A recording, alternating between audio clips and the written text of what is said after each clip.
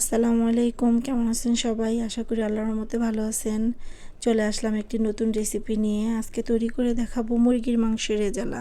তো যা যা উপকরণ লাগছে, একটি মুরগি নিয়ে নিয়েছি ছোট ছোট টুকরা করে, পেঁয়াজ কুচি, আদা বাটা, টক দই, গরম মশলার গুঁড়া, জিরা, ধনিয়া, মরিচ গুঁড়া, বাদাম বাটা, লবণ।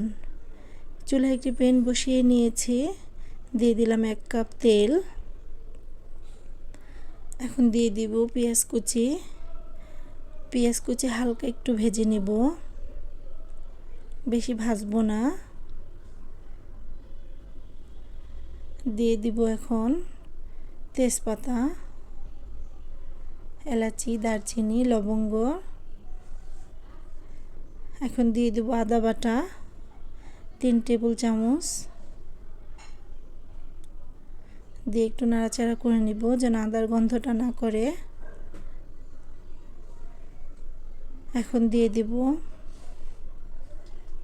গরম মশলার গুঁড়া, টক দই, স্বাদমতো লবণ, দিয়ে দিচ্ছি জিরা, ধনিয়া ও মরিচের গুঁড়া, দিয়ে দেব বাদাম বাটা। ভালো করে কষিয়ে নেব।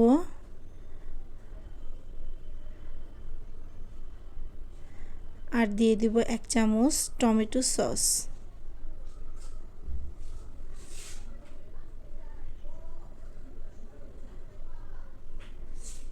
দিয়ে একটু নাড়াচাড়া করে নেব। এখন দিয়ে দিব 1 চামচ গোলাপ জল।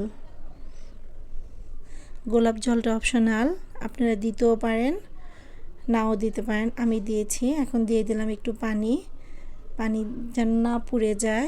মশলাটা কষিয়ে নেব ভালো করে। তো হয়ে গেছে কষানো। এখন মাংসটা দিয়ে দিব।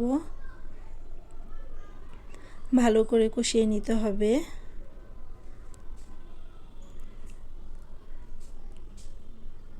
আমার চ্যানেলটা যদি আপনাদের ভালো লেগে থাকে তাহলে সাবস্ক্রাইব এবং একটি লাইক দিয়ে দিবেন, আর ইনবক্সে জানাবেন কেমন লাগলো আমার রান্নাটা। এখন দিয়ে দিব পানি, দিয়ে দিব পরিমাণ মতো। ভালো করে কষিয়ে নেওয়া হয়ে গেছে। দিয়ে দিচ্ছি 2 কাপ পানি। এই তো হয়ে গেছে কষানো। 2 কাপ পানি দিয়ে দিয়েছি। আমি একটু গরম পানি নিয়ে নিয়েছি। গরম পানিটা দিলে ভালো হয়, অবশ্যই গরম পানি ইউজ করবেন। ঢেকে রাখলাম ঢাকনা দিয়ে 20 মিনিট। এই তো হয়ে গেছে। দিয়ে দিলাম কাঁচামরিচটা আমি আলাম দিয়েছি, কারণ বাচ্চারা খাবে। এই তো একটু নাড়াচাড়া করে নিব। প্রায় হয়ে এসেছে।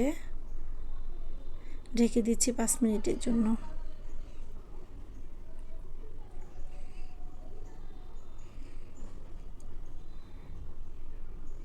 প্রায় শেষ রান্না। এই তো হয়ে এসেছে।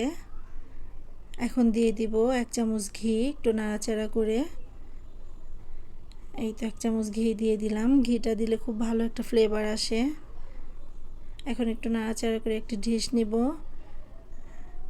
একটি ডিশের এই তো হয়ে গেছে মুরগির মাংসের রেজালা। যদি ভালো লেগে থাকে তাহলে অবশ্যই ট্রাই করবেন। আল্লাহ হাফেজ।